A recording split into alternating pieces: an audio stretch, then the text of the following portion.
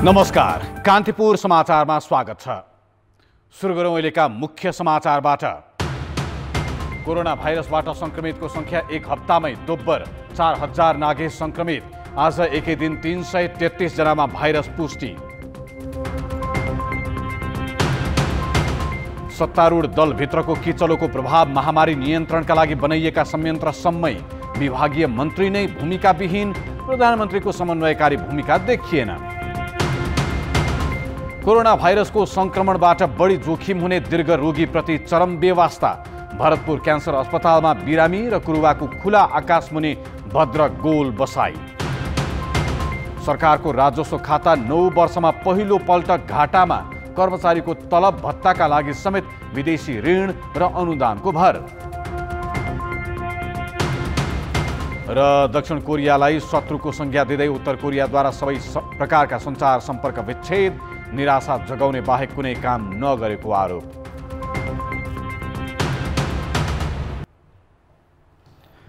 नेपालमा corona virus संक्रमितको संख्या एक सातामै दोब्बर भई 4000 नागेको छ। 71 जिल्लामा फैलिएको भाइरसका बिरामी पछिल्लो 24 घण्टामा 333 जना थपिएका छन्। भाइरस देखिनेको संख्या 4100 नजिक पुगेको छ भने मृतकको संख्या 15 पुगेको छ। स्वास्थ्य मन्त्रालयका अनुसार सोमबार संक्रमण पुष्टि भएका चितवन भरतपुर 11 का 68 वर्षीय एक पुरुषको आज बिहान मृत्यु भएको थियो। भरतपुर अस्पतालको आइसियुमा उपचारार्थ ती वृद्धमा निमोनियाको पनि समस्या थियो। चितवन भरतपुर अस्पतालमा चितवन भरतपुर 11 का एक पुरुषको देहावसान भएको छ।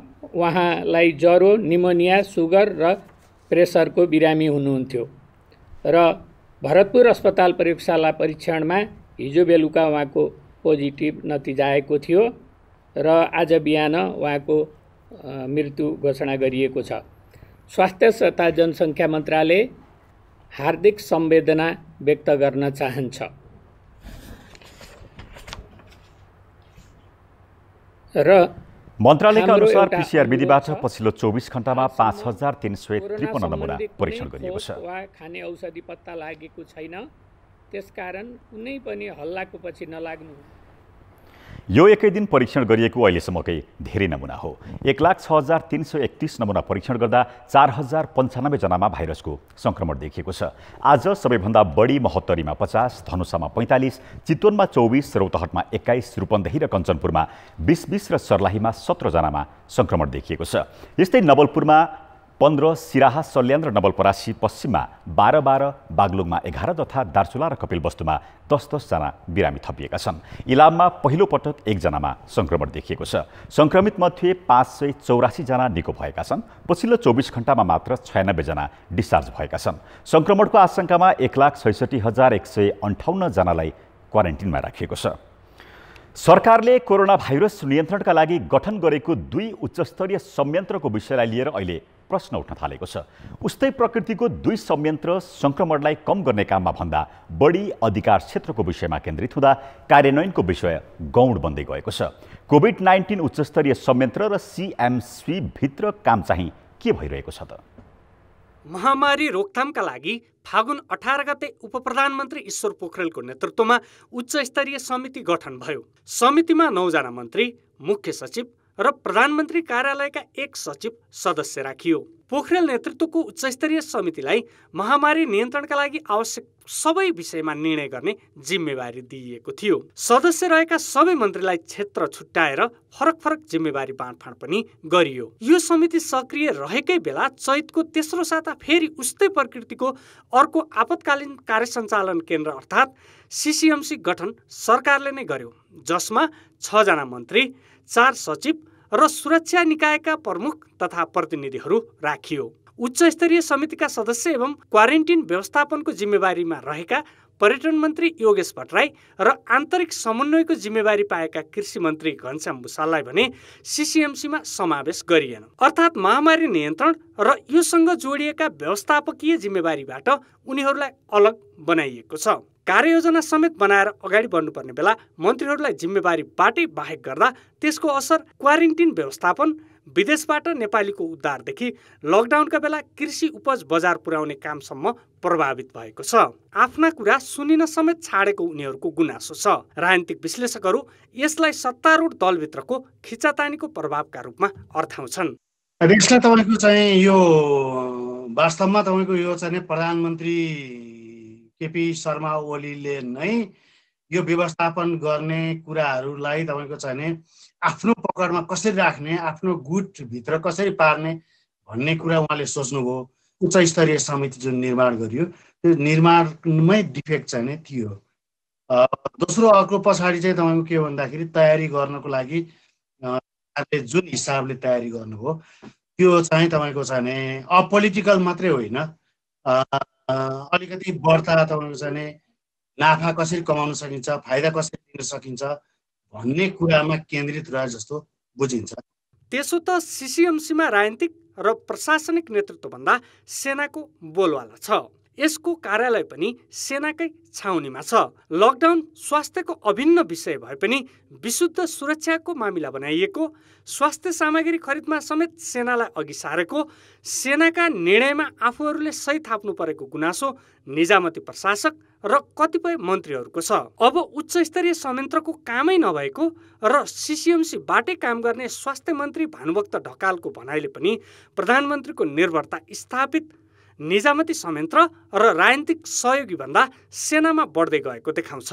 सबै सुरक्षा निकायहरू र सबैलाई एकीकृत भावका साथ यो महामारीका विरुद्ध परिचालित गर्ने कुराका लागि चाहिँ सिसिएमसीको अवधारणा आयो र सिसिएमसीको अवधारणापछि मूलभूत रूपमा हाम्रो उच्च स्तरीय समिति चाहिँ एउटा सल्लाहकारहरूको जस्तो भूमिकामा अहिले रहेको छ। भएकै संयन्त्रको काम प्रभावकारी नदेखिरहेका बेला उस्तै खालका संयन्त्र थप्ने, अविश्वास बढाउने र महामारीमा पनि कित्ता काटको राजनीति गर्ने शैलीले कामको गति भने नबढ्ने स्पष्ट छ। कान्तिपुर समाचारका लागि दीपक आचार्य, काठमाडौँ। महामारी नियन्त्रणदेखि जनजीवन सहज बनाउन र विदेशमा अप्ठ्यारोमा परेका नेपालीको उद्धारका हरेक विषयमा सरकारी निकायबीच समन्वयकै अभावमा गाँठो परेर बसेका छन्। यी विषयमा संयोजनकारी भूमिका खेल्नुपर्ने र गाँठो फुकाउने जिम्मेवारीमा प्रधानमन्त्री केपी शर्मा ओली समेत चुकेका छन्। उनले न विभागीय मन्त्रीलाई जिम्मेवार बनाउन सकेका छन्, न त उनीहरूसँग समन्वय गरेर ठोस निर्णय नै लिन सकेका छन्। मंगलबार बिहान काठमाडौँको न्यू रोडमा व्यापारी र प्रहरी बीच घम्साघम्सी भयो। व्यापारीले पसल खोल्न खोज्दा प्रहरीले नमानेपछि केही बेर न्यू रोड तनावपूर्ण बन्यो। न्यू रोड मात्र होइन, धेरैजसो शहरी क्षेत्रमा पसल खोल्न थालिसकेका छन्, जबकि सरकारले न लकडाउन हटाएको छ न त खुकुलो नै बनाउने कुनै आधिकारिक सूचना जारी गरेको छ। यसका बावजुद अहिले काठमाडौँकै सडकमा गाडीको ओहोरदोहोर निकै बाक्लिएको छ। उपत्यकामा प्रहरीले केहीलाई नियन्त्रण लिए पनि धेरैलाई छाडिदिएको छ। तर गृह मन्त्रालयले प्रहरीलाई यस विषयमा ठोस निर्देशन दिन सकेको छैन। चैत 9 गतेको मन्त्री परिषद बैठकले लकडाउन कार्यान्वयनको जिम्मा प्रमुख जिल्ला अधिकारीलाई दिएको भन्दै गृह मन्त्रालय निष्क्रिय जस्तै छ। काठमाडौँ सहित उपत्यकाका प्रमुख जिल्ला अधिकारीले जेठ 22 गते पसल चल्न दिन र लकडाउन खुकुलो पार्न उच्चस्तरीय समितिलाई सुझाव दिएका थिए, तर रक्षा मन्त्री संयोजक रहेको समिति अझै निर्णयमा पुगेको छैन। यस्तै तेस्रो मुलुकमा अप्ठ्यारोमा परेका नेपालीको उद्धार गर्ने निर्णय पनि कार्यान्वयन हुन सकेको छैन। परीक्षण र भाडाको दायित्व कसले लिने भन्नेमै स्पष्टता छैन। त्यस्तै संक्रमण परीक्षणका लागि चाहिने स्वास्थ्य सामग्री किन्ने विषय पनि उत्तिकै गिजोलिएको छ।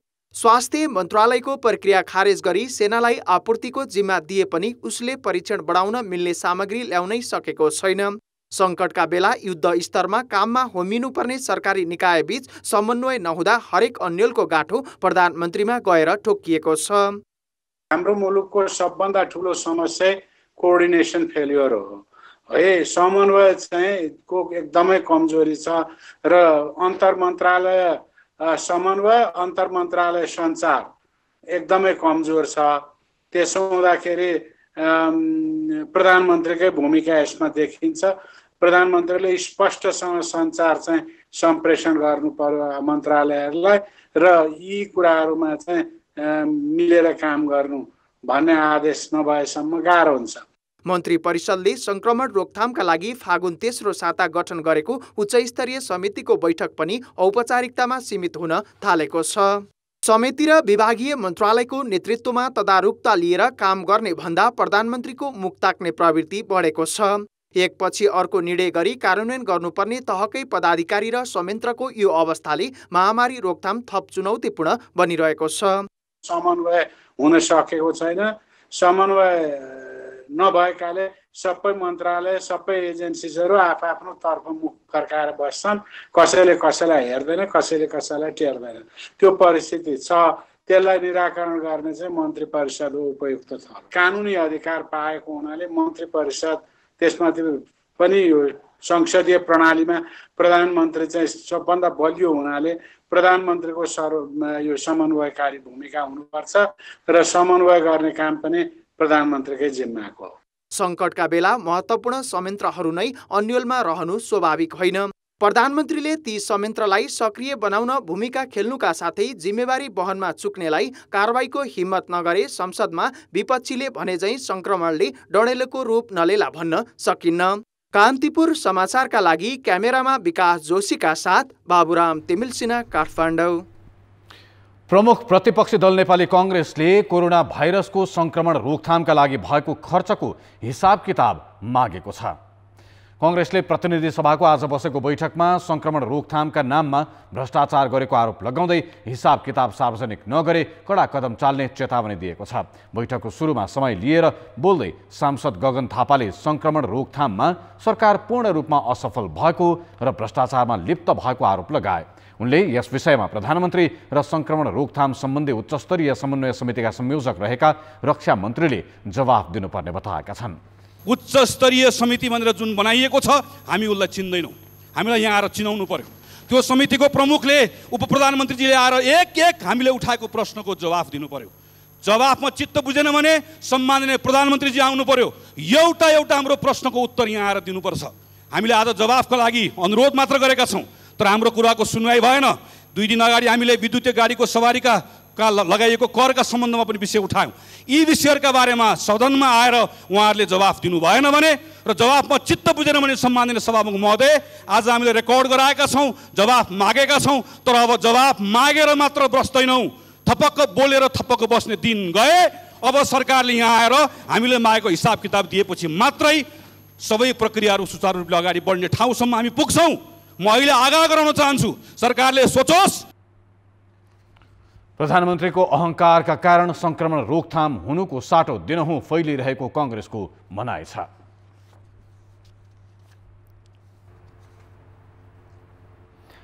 नेपाली भूमि कालापानी क्षेत्रमा रहेको भारतीय सुरक्षा फौज हटाई आफ्नो सार्वभौम सत्ता स्थापित गर्न सांसदहरूले सरकारलाई सुझाव दिएका छन्। सरकारले संविधानको दोस्रो संशोधन प्रस्ताव संसदमा पेश गरेसँगै मंगलबारबाट सुरु छलफलका क्रममा नेपाली भूमिबाट भारतीय अतिक्रमण हटाउनुपर्ने आवाज सांसदहरूले उठाएका हुन्।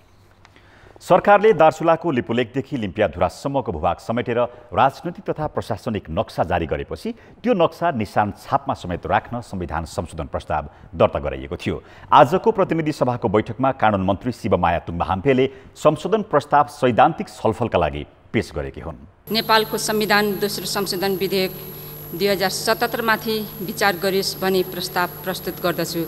धन्यवाद।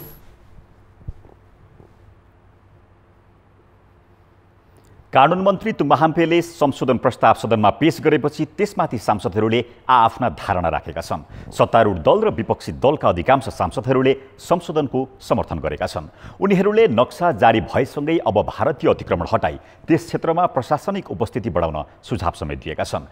नेपाली भूमिमा रहेका भारतीय सेना र अन्य सुरक्षा फौज फिर्ता पठाउन पनि सांसदहरूको माग छ। स्वतन्त्रता, स्वाधीनता र स्वाभिमानको रक्षा, सीमानाको रक्षा गर्ने दायित्व सरकारको हो। यो दायित्वलाई निर्वाह गर्ने ऐतिहासिक कार्यभार सरकारले निर्वाह गरेको छ।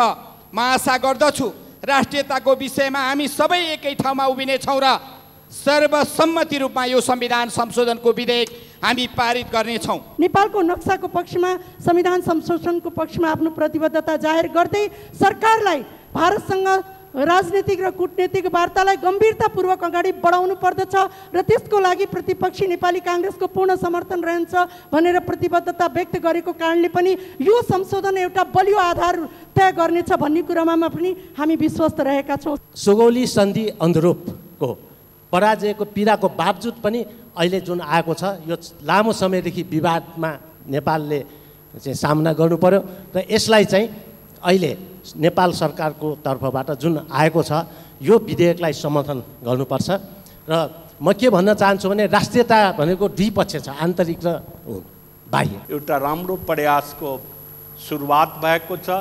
यसलाई अझ विशेष रूपबाट अझ गम्भीर रूपबाट चिन्तन गरिकन अगाडि बढ्नु थियो। लास्टमा म एक लाइन मात्रै सभामुख महोदय, म प्रधानमन्त्रीको कुरासँग ज्यादै सहमत छु। अहिले लामो कुरा म गर्दिनँ। स्वयं प्रधानमन्त्रीजीले रोस्टममा खडा भएर यसको विवादको समाधान एकमात्र कूटनीतिक प्रयास हो भन्ने आफै बोल्नु भएको छ। नक्सामा निशान छाप समेटेर ल्याएको प्रस्तावको पक्षमा उभिनुको विकल्प नभएको सांसदहरूको भनाइ थियो।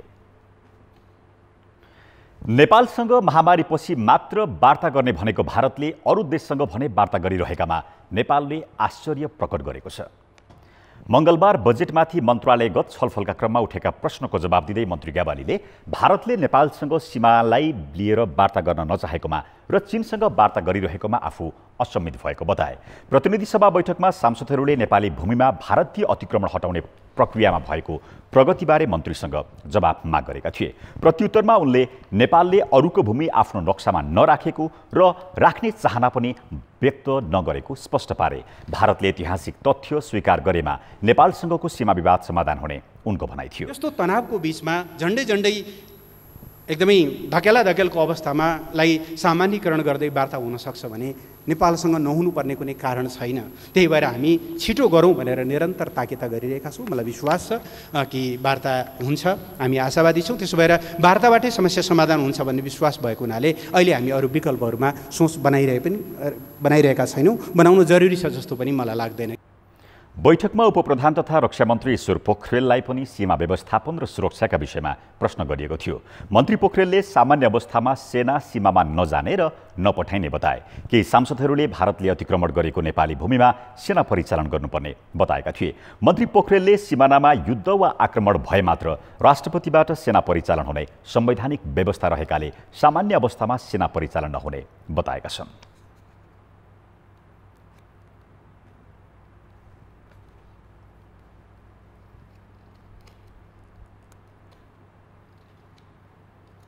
रूपमा हतियारसहित अन्तर्राष्ट्रिय सिमानामा फौजहरू तैनात गरी सिमानाको निगरानी राख्ने कार्य अर्धसैनिक फौजबाट गरिने प्रचलन अनुसार नेपालमा पनि उक्त कार्य नेपाली सेनाको समेत समन्वयमा सशस्त्र प्रहरी बल नेपालबाट गरिँदै आएको छ।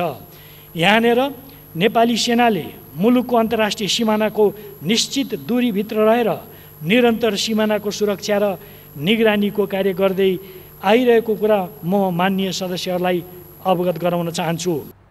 सांसदहरूले नेपाली सेनालाई विकास निर्माणको काम र हालै औषधि खरिदको जिम्मा दिएकामा असन्तुष्टि जनाउँदै सेना ठेकेदार र व्यापारी जस्तो भएको टिप्पणी गरेका थिए। मन्त्री पोखरेलले संविधानमा भएको व्यवस्था अनुसार नै विकास निर्माण र विपद व्यवस्थापनमा सेना परिचालन भएको जवाब दिएका छन्। ब्रेकपछि समाचारमा स्वागत छ। उसै पनि दीर्घ रोगीहरू कोरोना भाइरसको जोखिममा बढी हुन्छन्। त्यसमाथि अहिले नियमित जाँचदेखि शल्यक्रियासम्मका सेवा लिन भइरहेको झन्झटले उनीहरूलाई अरू पीडा थपेको छ। क्यान्सरको उपचारका लागि मुलुककै ठूलो मानिने भरतपुर क्यान्सर अस्पतालमा बिरामीले बेहोर्नु परेको यो पीडादायी अवस्थाले अहिले दीर्घ रोगीले सेवा लिन बेहोरिरहेको सकसलाई प्रश्न पार्छ। हेरौँ हाम्रा सहकर्मी प्रवीण गेवाली, राजु चौधरी र कृपाल गौतमले गैराती तयार पारेको स्थलगत रिपोर्ट। यतिखेर रातको 9 बजेको छ। सहकर्मी प्रवीण गेवाली र राजु चौधरीका साथ म यतिखेर चितवनको बीपी कोइराला क्यान्सर अस्पताल आइपुगेको छु। यो अस्पतालमा उपचारका लागि आएका बिरामी र उनका कुरुवा राति खुल्ला आकाश मुनि सुत्न बाध्य छन् भन्ने जानकारी हामीले पाएको छौँ। आज हामी वास्तविकता के रहेछ त्यही जान्ने प्रयास गर्नेछौँ। यो चितवन स्थित बीपी कोइराला क्यान्सर अस्पतालको दृश्य हो। क्यान्सरकै मात्र उपचार हुने देशकै ठुलो अस्पतालको हालत यस्तो छ। उपचारका लागि आएका बिरामी र तिनका कुरुवा अस्पताल प्राङ्गणमै रात कटाउन बाध्य छन्। कोरोना भाइरसका कारण अहिले यहाँ आधा गरेर जनशक्ति परिचालन गरिएकोले नियमित सेवाहरू सीमित भएको छ। अरू बेला दैनिक 27 जनासम्मको शल्यक्रिया हुने यस अस्पतालमा अहिले दैनिक 7 जनासम्मको मात्र शल्यक्रिया हुने गरेको छ, जसका कारण लकडाउनका बेला टाढाबाट बल्ल अस्पताल आएका बिरामीहरू यसरी बस्न बाध्य छन्। 6-7 दिन भइसक्यो, अहिलेसम्म केही पनि अत्तोपत्तो छैन, केही आएको छैन। ब्लड लिन्छ, कहिले बोलाउँछ 2 दिन 4 दिनमा, केही दिँदैन। कहाँ बस्नुहुन्छ र? म त यहीँ बस्ने हो, त्यो भुइँमा, कहिले यता सुत्ने कहिले उता सुत्ने। अहिलेको अवस्थामा PCR परीक्षण नगरी अस्पतालहरूले उपचार गर्न मान्दैनन्। PCR परीक्षण गरेर रिपोर्ट ढिलो आउनुले पनि बिरामीहरूलाई समस्या पर्ने गरेको छ। हामी बिहीबार आयो अनि 4 दिन भयो अहिलेसम्म कोरोना भाइरसको रिपोर्ट आएन। त्यो डाक्टरले भन्नुहुन्छ चेक गर्नको लागि त बस सिटी स्क्यान हुन्छ, त्यसपछि अपरेसन हुन्छ। हो, सोमबार बेलुकासम्म यहाँ उपचार गरेर घर फर्किएका एकजनामा कोरोनाको सङ्क्रमण देखिसकेको छ। अहिलेको अवस्थामा अस्पतालबाटै सङ्क्रमण फैलिने जोखिम पनि उत्तिकै छ। त्यसमाथि यदि दीर्घ रोगीहरूलाई कोरोना भाइरस लागिहाले उनीहरूलाई जोखिम झनै बढी हुन्छ। क्यान्सर अस्पताल भरतपुरमा छ, तर क्यान्सरको उपचार गर्नको लागि मेचीदेखि मागालीसम्मका मान्छेहरू यहाँ आउँछन् र अहिलेको प्रशासनले हामीलाई कोरोनाको कारणले गर्दाखेरि सबै वरिपरिको होटेलहरू पनि बन्द गरिदिएको स्थिति छ। हामीसँग सर्टेन कुरुवा घरहरू त छन्, तर कुरुवा घरहरू पनि प्याक भइसकेका छन्। अहिले 113 जनाभन्दा बढी बिरामीहरू बसेर उपचार गरिरहेको स्थिति छ र उहाँहरूलाई हामीले सकेसम्म जिल्ला प्रशासनसँग पनि समन्वय गरेर कुनै एउटा आइसोलेटेड होटल खोलिदिनुहोस्, त्यहाँ गएर बिरामी त्यहाँ गएर बस्छन् गर्छन् भन्ने हिसाबले गर्दै जाँदाखेरि विभिन्न कारणहरूले त्यो काम गर्न पनि सकिएन। क्यान्सर आफैमा एक संवेदनशील रोग हो। त्यसमाथि क्यान्सर भएका बिरामीहरूलाई कोरोना भाइरसको सङ्क्रमण भइहालेमा उनीहरूलाई झनै बढी जोखिम हुन्छ र यदि यसरी बस्दाखेरि उनीहरूलाई सङ्क्रमण भएर केही भइहालेमा यसको जिम्मा कसले लिने? कान्तिपुर समाचारका लागि क्यामेरामा प्रवीण गेवालीका साथ राजु चौधरी र कृपाल गौतम, चितवन। अहिले देशभरका क्वारेन्टिनमा 1,60,000 भन्दा बढी मानिस राखिएका छन्। तर हरेक उमेर समूह र रोगी निरोगी सबैलाई एउटै क्वारेन्टिनमा राख्दा भाइरस सर्न मात्रै सहज भएको छैन। विशेष हेरचाह चाहिने दीर्घरोगी, वृद्धा, गर्भवती, सुत्केरी लगायतको ज्यानकै जोखिम बढेको छ। नेपालमा करिब 32% जनसङ्ख्यामा नसर्ने रोग रहेको सरकारी तथ्याङ्क छ। त्यसको पनि 32% क्यान्सरका रोगी छन् भने करिब 45% हिस्सा दमका बिरामीको छ। यीमध्ये 40%मा मुटु सम्बन्धी समस्या छ।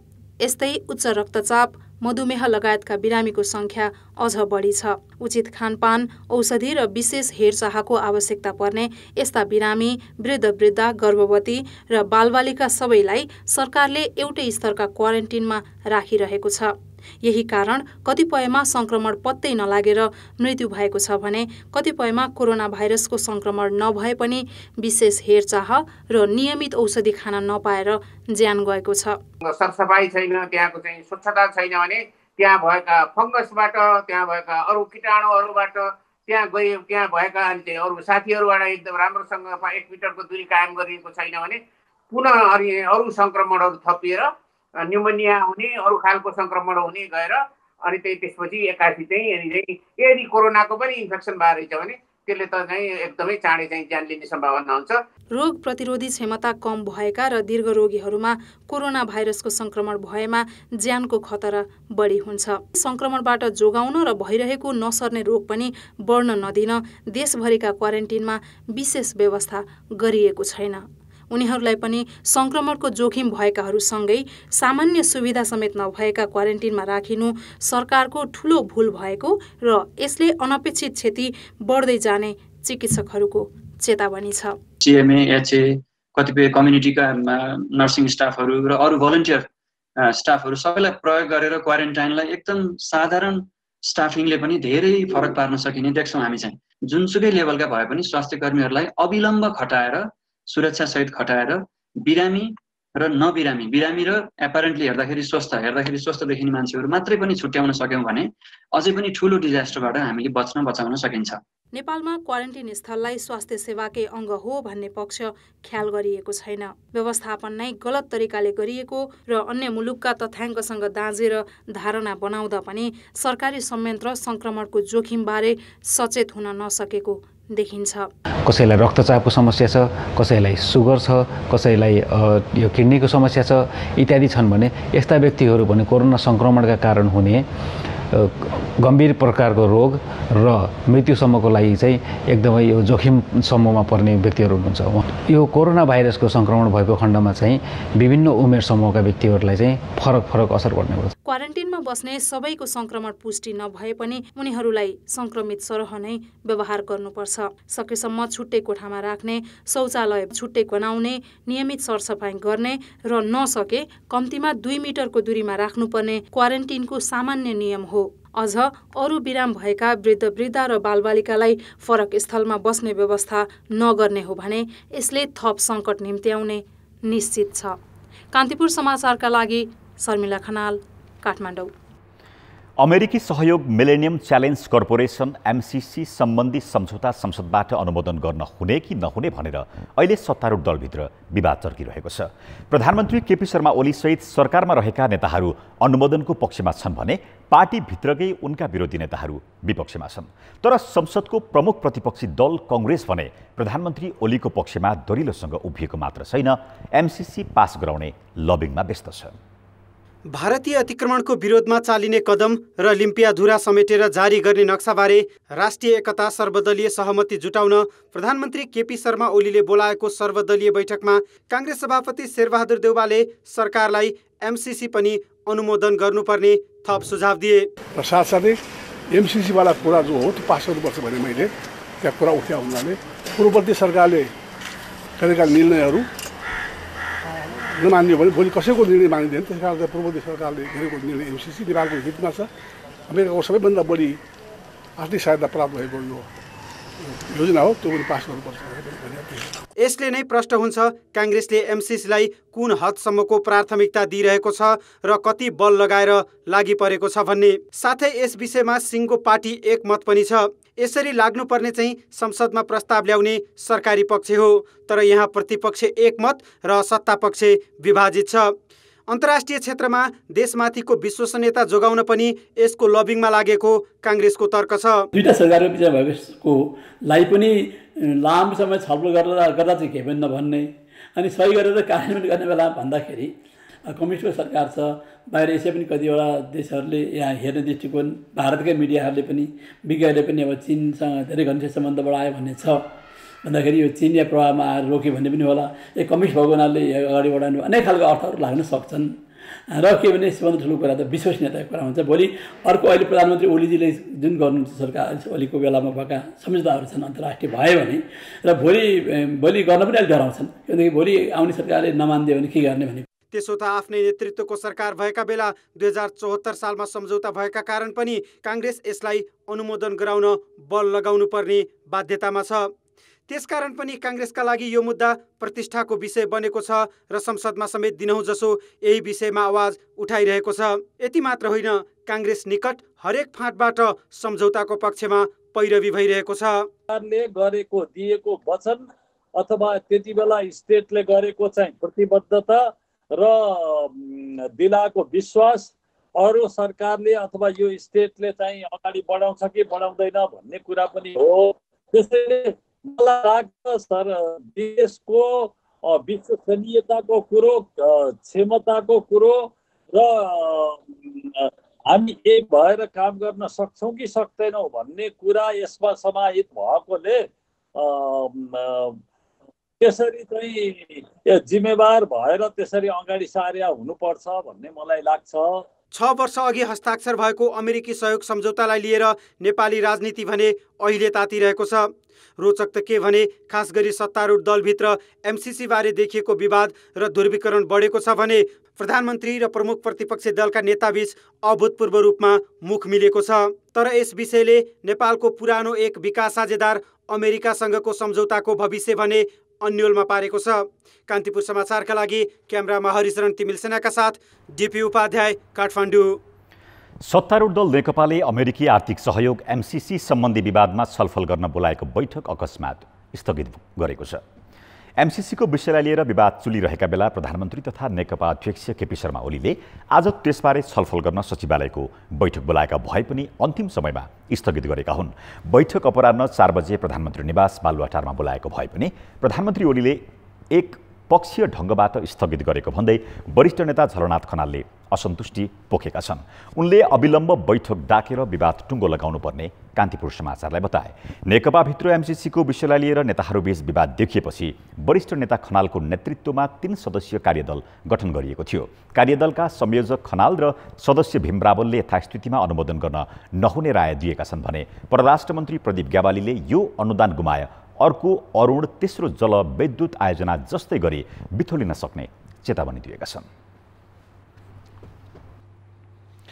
लकडाउन लम्बिएपछि सरकारले एसईई परीक्षा सम्बन्धित विद्यालयले नै सञ्चालन गर्नेदेखि खारेज गर्नेसम्मको विकल्प अघि सारेको छ। चैत पहिलो साताका लागि तय परीक्षा हुने नहुने अन्यल बढिरहेका बेला शिक्षा मन्त्रालयले 3वटा विकल्प अघि सारेको हो। ती विकल्पमाथि निर्णय हुन भने बाँकी छ। यो परीक्षा सञ्चालन हुन नसक्दा लाखौं विद्यार्थी अहिले अन्यलमा छन्। अहिले तत्काल परीक्षा सञ्चालन गर्न सकिने अवस्था पनि विद्यमान छैन। तसर्थ एसईई का परीक्षार्थी विद्यार्थीहरूको सिङ्गो शैक्षिक वर्ष खेर जान नदिन शिक्षा, विज्ञान तथा प्रविधि मन्त्रालयले छिट्टै आवश्यक प्रबन्ध मिलाउनेछ। प्रधानमन्त्री केपी शर्मा ओलीले जेठ 12 गते राष्ट्रका नाममा सम्बोधन गर्दै स्थगित एसईई परीक्षाका सम्बन्धमा तत्काल निर्णय लिने बताएका थिए। तर त्यसको 2 साता बितिसक्दा पनि सरकारले ठोस निर्णय लिएको छैन। लकडाउन लम्बिएकाले परीक्षा हुने नहुने अन्यल बढेका बेला शिक्षा मन्त्रालयले 3वटा विकल्प अघि सारेको छ। एसईई परीक्षा सञ्चालनको जिम्मा विद्यालयलाई नै दिने, खारेज गर्ने वा राष्ट्रिय परीक्षा बोर्डले आवेदन भरेका सबै विद्यार्थीलाई बिना परीक्षा प्रमाणपत्र दिने विकल्प मन्त्रालयले अघि सारेको छ। परीक्षाको सन्दर्भमा यो महिनाभित्र एउटा टुङ्गोमा लगाउने मन्त्रालयको तयारी छ। एसईलाई खारेज गर्ने बारेमा अथवा चाहिँ एसईलाई विद्यालय दिने बारेमा अथवा अहिले परीक्षाको लागि पर्खिराखेकाहरूलाई कम्तीमा राष्ट्रिय परीक्षा बोर्डले प्रमाणित गरिदिने कुनै उचित उसलाई स्वीकार्य हुने पद्धति निर्माण गर्न पनि जरुरी छ। फेरि यो कानुनी प्रश्न पनि छ र केही जिम्मेवारी प्रदेशलाई पनि दिएको स्थितिमा यो पर्याप्त गृह कार्य, छलफल र चाहिँ सहकार्यद्वारा नै यसलाई एउटा ठाउँमा पुग्नुपर्ने छ। मैले यो महिनाभित्रमा परीक्षाहरूको सन्दर्भमा हाम्रो बन्दाबन्दी र योसँगको लडाइँको मोडालिटी फाइनल भएपछि यसलाई जोड्दै अगाडि ल्याउने म विश्वास दिलाउन चाहन्छु। त्यसो त प्रतिनिधि सभाको मङ्गलबारको बैठकमा सांसदहरूले यस विषयमा शिक्षा मन्त्रीलाई र्याखर्याख्ती पारेका छन्। देशभर 3000 भन्दा बढी सामुदायिक विद्यालयलाई क्वारेन्टिन बनाएको र महामारी पनि तीव्र रूपमा फैलिरहेकाले एसई नै खारेज गर्न भनेका छन्।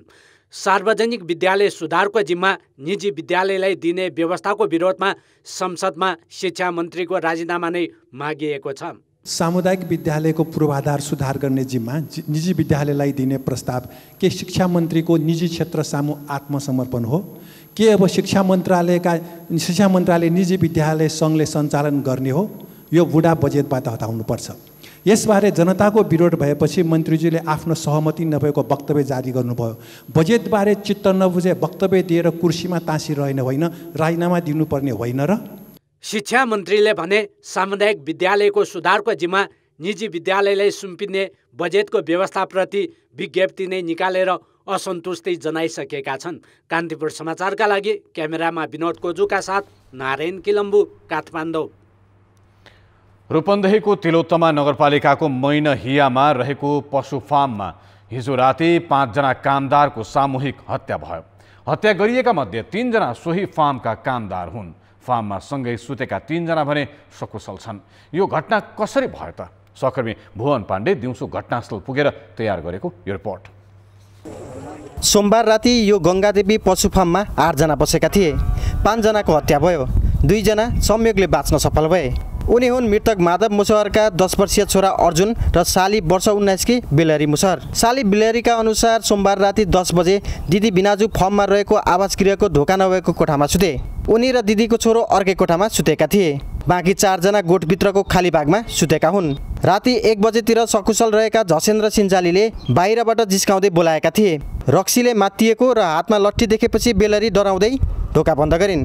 एकछिनपछि ढोका खोलेर हेर्दा अगाडिपट्टि सुतेको ठाउँमा दिदी बिनाजु थिएनन्। अन्त सुते होलान् भनेर उनी ढोका लगाएर फेरि सुतिन्।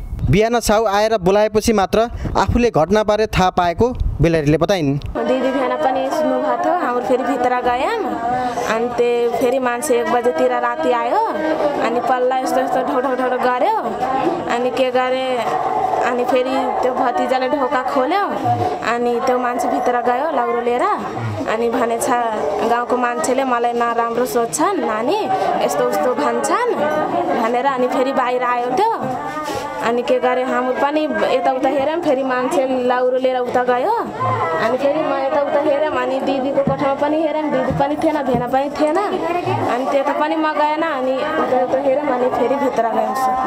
त्यहाँ वारिपारि ब्लडहरू छ भन्ने कुरा गरेँ। म गेट पारि नै छु, ब्लक छ नि ताला त होइन। त्यहाँदेखि मलाई शङ्का लाग्यो। त्यसपछि गेट हम्फालेर भित्राएर हेर्दाखेरि यसरी ब्लडहरू देखिरहेन। अब मैले उनीहरू बोलाउँदै पनि रहेन। मैले अब बाहिर गएर त्यहाँ डाइरेक्ट सुरक्षाकर्मीहरूले फोन गरेँ। मृतक माधवका अर्का छोरा करण मुसर अन्त्य काम गर्ने भएकाले त्यहाँ सुतेका थिएनन्। गएको 14 गते फर्ममा झसेन्द्रले झगडा गरेका थिए। त्यो बेला आफूसँग धेरै कचकच गरे मारिदिने धम्की दिएको करणले सुनाए। हाम्रो बुवाले भन्नुहुन्थ्यो राम्रोसित पानी खिलाऊ अनि त्यो अङ्कलले भन्नुहुन्थ्यो तँलाई एक दिन काटेर घाममा सुकाइदिन्छु मारेर तँलाई घाममा सुकाइदिन्छु एक दिन त मरेर जान्छ। पहिला पनि झगडा हुन्थ्यो। 14 गतेतिर भयो। फर्मभित्रै धानको भुसमा लुकेर बसेको अवस्थामा प्रहरीले झसेन्द्रलाई पक्राउ गरेको छ। सुर्खेत घर भएका 32 वर्षीय उनी 1.5 महिना अघिदेखि फर्ममा काम गर्थे। प्रहरीका अनुसार उक्त रात फर्ममा मिटर बक्सबाट बिजुली बन्द गरिएको थियो। घटनाको थप अनुसन्धान गर्न प्रदेश प्रहरी कार्यालयले अनुसन्धान टोली गठन गरेर काम सुरु गरेको छ। प्रारम्भिक चरणमा त अब हत्या भएको कुरा र उहाँ पनि यहीँ काम गर्ने जुन अलिक पक्राउ परेको व्यक्ति हुनुहुन्छ उहाँ चाहिँ यहीँ काम गर्ने। उहाँ चाहिँ अब सिङ्गी अवस्थामा हुनुहुन्छ र त्यहाँ कतै लुकेर बसेको अवस्थामा हुनुहुन्थ्यो। त्यो हुनाले उहाँप्रति शङ्का लागेर हामीले चाहिँ सोधपुछको लागि नियन्त्रण लिएका छौँ। मृतक मध्ये 40 वर्षीय माधव मुसर र 37 वर्षीय जानकी मुसर श्रीमान श्रीमती हुन्। उनीहरू रूपन्देहीको सैनामैना नगरपालिका 5 दरखासीका हुन्। 15 वर्षीय बालक पोखराज मुसर अनाथ हुन्। उनलाई फर्म सञ्चालकले पालेका थिए। 16 वर्षीय करण चौधरी र आशिष चौधरी स्थानीय हुन्। सो दिन उनीहरू त्यहीँ सुतेका थिए। पोखराजका साथी उनीहरू प्राय मोबाइल चलाउन त्यहाँ जाने गर्थे। स्थानीयवासीका अनुसार अरू बेला मानसिक सन्तुलन गुमाएको जस्तो व्यवहार देखाउने झसेन्द्रले प्राय रक्सी खान्थे। तर ठुलो झगडा भएको स्थानीयलाई थाहा छैन। कान्तिपुर समाचारका लागि भुवन पाण्डे, तिलोत्तमा, रूपन्देही।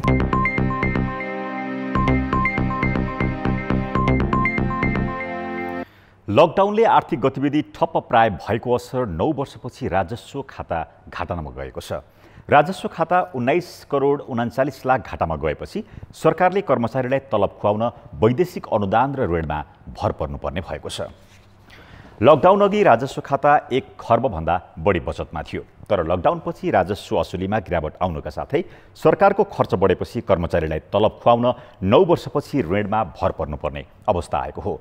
यसअघि आर्थिक वर्ष 2067-68 मा राजस्व खाता 12 अर्ब घाटामा गएको थियो। त्यो वर्ष 1 खर्ब 98 अर्ब राजस्व सङ्कलन भएको थियो भने 2 खर्ब 10 अर्ब चालु खर्च भएको थियो। त्यसयता निरन्तर बढेको आयातका कारण चालु खर्चको रकमभन्दा राजस्व असुली बढेको थियो। यो वर्ष भने चैत 11 गतेदेखिको लकडाउनले राजस्व असुली नराम्ररी प्रभावित भएको छ।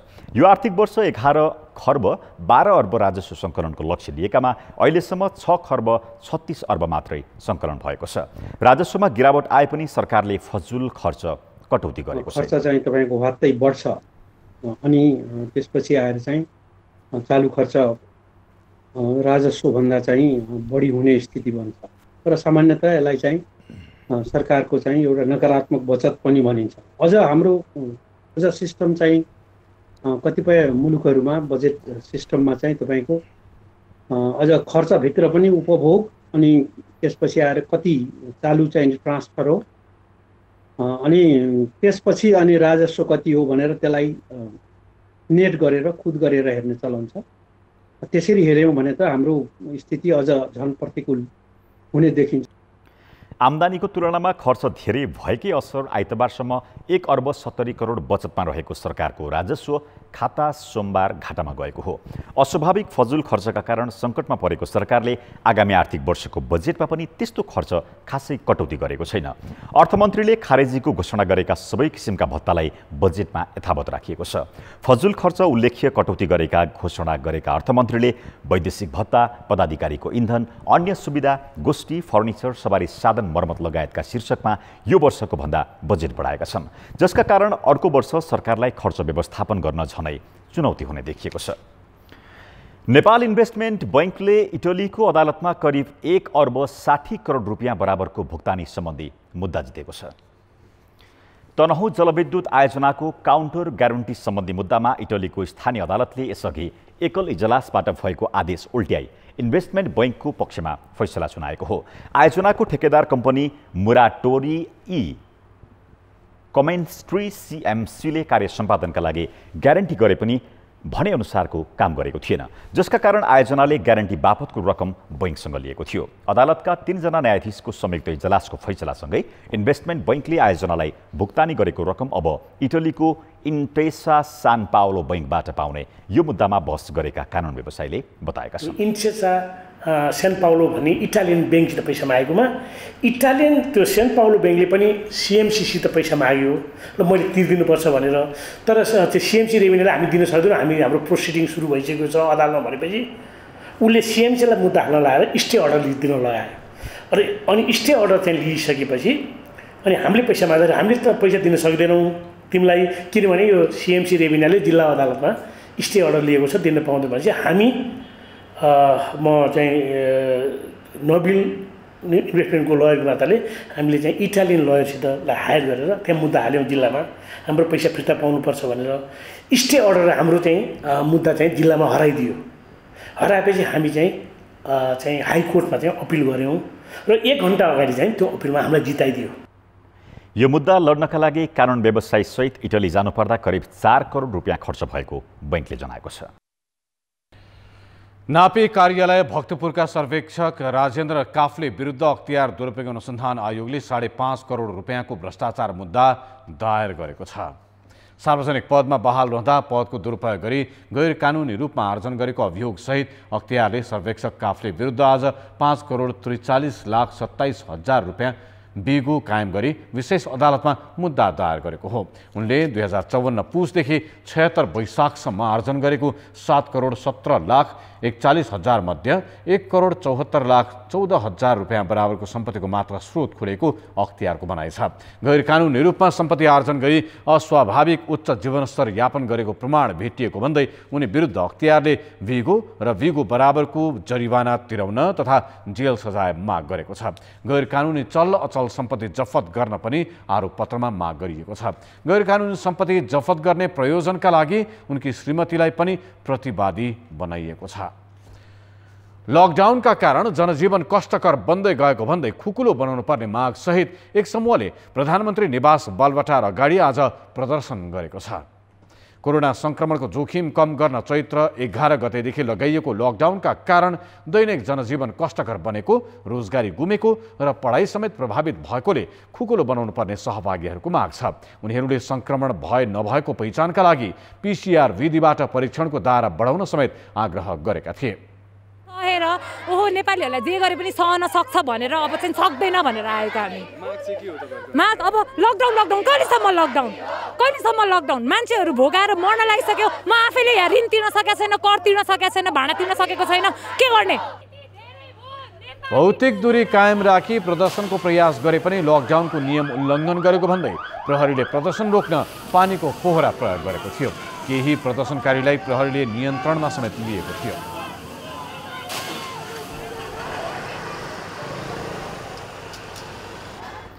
अब जनमतको अन्तिम परिणाम। जनमतमा हिजो हाम्रो प्रश्न थियो, महामारीका बेला स्वास्थ्य मन्त्रालयमा भइरहेको प्रशासनिक हेरफेरलाई के भन्नुहुन्छ? ए. स्वाभाविक प्रक्रिया, बी. नेतृत्वको अदूरदर्शिता र सी. स्वार्थ नमिल्दाको परिणाम। जनमतको अन्तिम परिणाम यस्तो छ, ए. स्वाभाविक प्रक्रियामा 35%, बी. नेतृत्वको अदूरदर्शितामा 24% र सी. स्वार्थ नमिल्दाको परिणाममा 41%। अब जनमतमा आजको प्रश्न।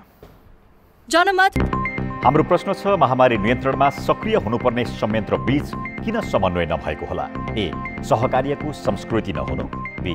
महामारीप्रति संवेदनहीनता, र सी. प्रधानमन्त्रीकै भूमिका फितलो। जनमतको अन्तिम परिणाम भोलि बेलुकी 8 बजेको कान्तिपुर समाचारमा प्रसारण गर्नेछौँ। कृपया 34001मा एसएमएस गरी आफ्नो मत व्यक्त गर्नुहोला। लकडाउनका कारण थन्किएका तत्कालै टुङ्गो लगाउनुपर्ने मुद्दालाई लक्षित गर्दै उच्च अदालत तुलसीपुरको नेपालगञ्ज इजलासले अनलाइन मार्फत भर्चुअल बहस सुरु गरेको छ। भर्चुअल बहस सुरु भएपछि सरकारी वकिल र कानुन व्यवसायलाई अदालतको इजलासमै आउनै नपर्ने भएको छ। आइतबारदेखि उच्च अदालत तुलसीपुरको यो नेपालगञ्ज इजलासबाट मुद्दा टुङ्गिएका छन्, तर कानुन व्यवसायी, सरकारी वकिल र न्यायाधीश आम्ने सामने भएका छैनन्। मुद्दाको फैसला सुन्न भरिभराउ हुने इजलासका बेन्च पनि रित्तै देखिने गरेका छन्, तर अदालतका न्यायाधीशले मुद्दाको फैसला भने गर्दै आएका छन्। सरकारी वकिल र कानुन व्यवसायी आम्ने सामने नहुँदा इजलासले मुद्दाको टुङ्गो कसरी लगाउन सक्छ त? 1 नम्बर, 2 नम्बर, 3 नम्बर, 4 नम्बर 4वटा इजलास छन्। यहाँ पासवर्ड दिन्छौँ। अहिले हाम्रो हिजो र आज चाहिँ 1 नम्बर इजलास भयो। पासवर्ड दिइसकेपछि उहाँहरूसित कनेक्सन हुन्छ। त्यसपछि हाम्रो यहाँ श्रीमानहरूले हाम्रो रेडी भएर बस्नुमा आउँछ इजलासमा। उहाँ वकिल साहबहरूले पनि कोट लगाएर, कालो कोट लगाएर उहाँबाट बहस सुरु हुन्छ। कोरोना भाइरसको संक्रमणबाट जोगिन र लकडाउनका कारण 2.5 महिनादेखि थाँतिरहेका मुद्दाको फैसला गर्न भर्चुअल बहस सुरु भएपछि सरकारी वकिल र कानुन व्यवसायी आफ्नै स्थानबाट अनलाइन मार्फत बहस गर्दै आएका छन्। त्यसका लागि 4वटा इजलासको व्यवस्था गरिएको छ। बहसका लागि कानुन व्यवसायीलाई पासपोर्ट दिने र त्यही समयमा न्यायाधीशसँगै अनलाइनमा आउनुपर्ने व्यवस्था गरिएको छ। अहिले न्यायाधीश र इजलास अधिकृत कम्प्युटरका स्क्रिनमा तल्लीन हुन्छन्। भिडभाड नहुने, मान्छे कोही आउन पनि नपर्ने बहस वकिल साहबले आफ्नै ठाउँबाट गर्नुभएको छ। श्रीमानहरूले क्वेसन गर्न आफ्नै ठाउँबाट बसेर गर्नुभएको छ। इजलास अधिकृत सबैको अनुहार चाहिँ ल्यापटपतिर फर्केको छ। कसैले कसैको नजर लाउनु पर्ने जरुरी पनि छैन। समयको पनि व्यवस्थापन हुने, मुद्दाहरू छिटो छरितोहरू पनि हुने र अझ नेपालगञ्ज जस्तो चाहिने गर्मी र जाडो हुने ठाउँमा यो चाहिँ वातानुकूलित हिसाबले पनि यो चाहिँ एउटा गरम महिनामा कालो कोट लगाएर बाटोमा 44 डिग्रीको तापक्रममा हिँडेर अदालतसम्म पुग्दाखेरिको चाहिँ एउटा एनर्जी नै लस्ट हुने अवस्था हुन्थ्यो भनेपछि यो अहिले 42 डिग्रीको तापक्रममा पनि एउटा कार्यकक्षमा चिसो कोठामा बसेर यो बहस गर्न सकिने कुरालाई चाहिँ यो अझ चाहिँ बढी इफेक्टिभ हुन्छ जस्तो लाग्छ। भर्चुअल बहसका लागि वकिललाई तालिम दिइएको छ। मङ्गलबारसम्म यस्तो बहसबाट न्यायाधीशले जबरजस्ती करणीका 3 र अन्य 2 गरी 5वटा मुद्दाको फैसला सुनाएका छन्। यस्तो अभ्यास कति दिगो र प्रभावकारी हुने हो त्यो भने अझै परीक्षणकै विषय बनेको छ। कान्तिपुर समाचारका लागि सबिता जीसी, नेपालगञ्ज, बाँके।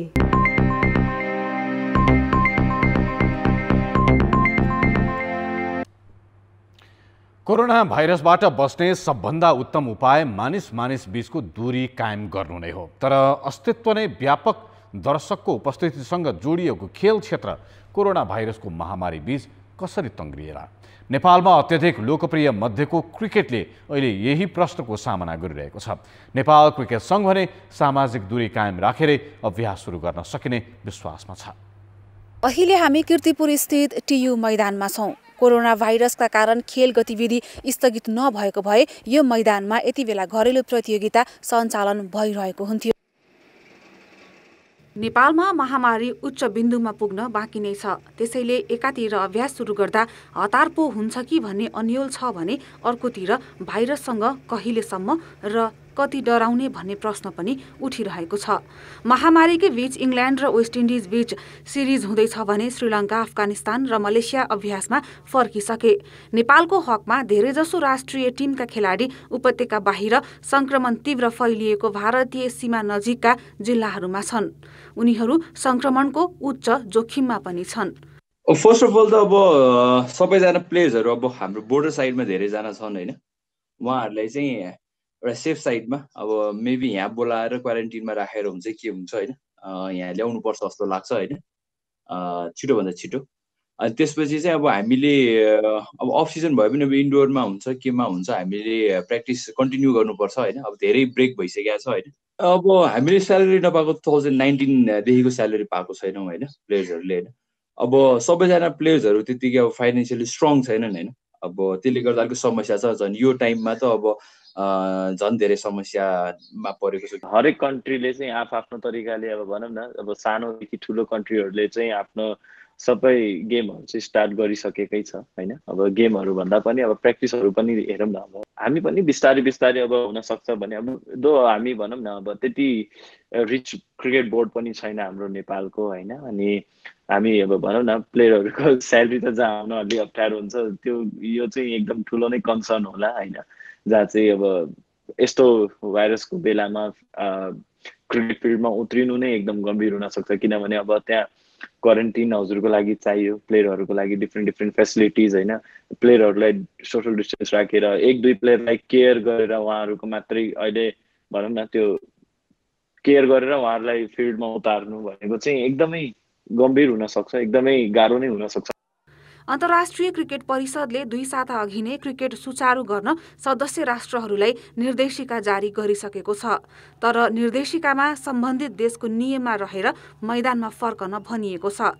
नेपाल सरकारले अहिलेसम्म खेल क्षेत्रलाई चलायमान बनाउन कुनै किसिमको अनुमति दिएको छैन। सुरु गर्नलाई चाहिँ हामी तयारी अवस्थामा नै छौँ। हुन्छ भन्ने बित्तिकै हामी केही दिनमा नै हामी गर्ने अवस्थामा छौँ। तर यो सबै चिज नेपाल क्रिकेट सङ्घले डिक्टेट गर्ने भन्दा पनि मैले भने ओभरअल राज्यले कुन किसिमले त्यसलाई सुचारू गर्ने प्रोटोकलहरू दिनुहुन्छ त्यो अलाउ गर्ने पछि मात्रै हामी फिल्डमा आउने स्थिति देख्छु म चाहिँ। तर अब एउटा अलिकति हाम्रो लागि चिन्ताको विषय चाहिँ के हो भने अहिले यसो हेर्दाखेरि सरकारले पनि चरणबद्ध रूपमा तपाईँको 2 महिना जतिको एउटा प्लानहरू उहाँले बाहिर ल्याइरहनु भएको छ। त्यसमा स्पोर्ट्सको लागि ग्यादर हुने कुरा अलिकति पछाडि नै देखिन्छ त्यो अवस्थाबाट हेर्दाखेरि। त्यसैले सानो समूहमा भए पनि हामी गर्न पाए हुन्थ्यो भन्ने हामीले सोचेका छौँ। यस बीचमा राष्ट्रिय टिमले क्रिकेट विश्वकप लिग 2 अन्तर्गत नामिबिया, स्कटल्यान्ड र पपुवा न्युगिनीसँग सिरिज खेल्ने तालिका थियो। घरेलु प्रतियोगितामा प्रधानमन्त्री कप, महिला तथा उमेर समूहका क्रिकेट, एभरेस्ट प्रिमियर लिग स्थगित भए, जसका कारण सबभन्दा बढी युवा खेलाडीको करियरमा ठूलो असर परेको छ। भाइरसले एसोसिएट राष्ट्रलाई अन्तर्राष्ट्रिय प्रतिस्पर्धामा समेत कमजोर बनाइरहेको अवस्थामा सरकार र क्यानले उचित समाधान खोज्ने कि? कान्तिपुर समाचारका लागि क्यामेरामा मुरारी घिमिरेका साथ सबिना कार्की, काठमाडौँ। अब मौसम सम्बन्धी जानकारी।